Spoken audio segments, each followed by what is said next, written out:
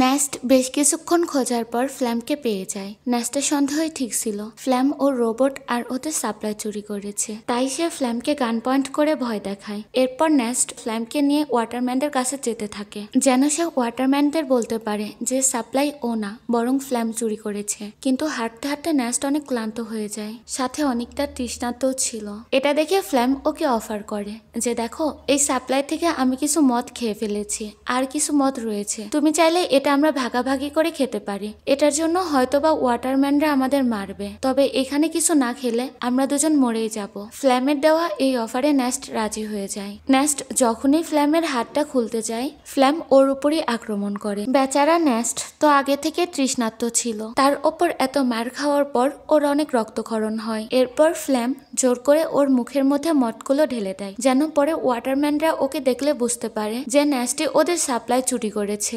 এছাড়া ফ্ল্যাম নেস্টকে মেরে মেরে ওকে ওর রোবটের সাথে বেঁধে দেয়, যেন সবাই বুঝতে পারে যে রোবট আউট অফ কন্ট্রোল হয়ে ওকে মেরে ফেলেছে। আর পরবর্তীতে ওর মন মতো সবকিছু হয়, নেস্ট মারা যায়। সবাই ভাবে যে রোবট আউট অফ কন্ট্রোল হয়ে নেস্টকে মেরে ফেলেছে। এরপর দেখানো হয় জেরনকে, যে অনেক মন খারাপ করে বসেছিল। ওর সমস্ত রাগ রোবটের উপর ঢেলে দেয়। ও রোবটটিকে ভাঙার চেষ্টা করে, কারণ ও বিশ্বাস করেছে যে এই রোবটই ওর বাবার প্রাণ নিয়েছে। এরপর ফ্ল্যাম ওকে এসে বোঝায় যে দেখো, রোবটটা ভেঙে কি হবে বলো, এটা পরবর্তীতে আমাদেরই কাজে আসবে। যেটা হয়ে গেছে এটা নিয়ে আর মন খারাপ করে লাভ নেই। আমি তো আছি, আমি তোমার আর ম্যারির অনেক ভালো খেয়াল রাখবো।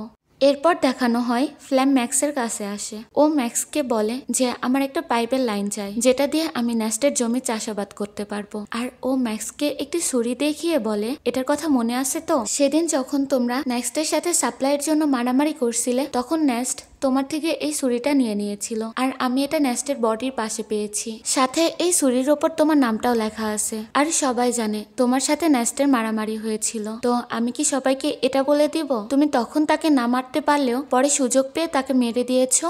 এটা শুনে ম্যাক্স ভয় পেয়ে যায়। সে কোম্পানি থেকে লুকিয়ে একটি সিক্রেট পাইপলাইন নেস্টের জমিতে দিয়ে দেয়, যার ফলে জমিটি আবারও পানি পেতে শুরু করে। ফ্ল্যাম জমিটির অনেক যত্ন নেয় যেন ভালো ফসল হয়, এবং সে সফলও হয়। জমিটিতে অনেক ভালো ফলন হয়, এজন্য সবাই অনেক খুশি হয়। এরপর ফ্ল্যামের সাথে ম্যারির বিয়ে হয়। বিয়ের পর ফ্ল্যাম ভাবতে থাকে এই সবকিছু নেস্টের ছিল, তবে নেস্ট যদি বেঁচে থাকতো, না সে ম্যারিকে পেত না এই জমিকে। নেস্টের এই সবকিছু সে নিজের করে নিয়েছে।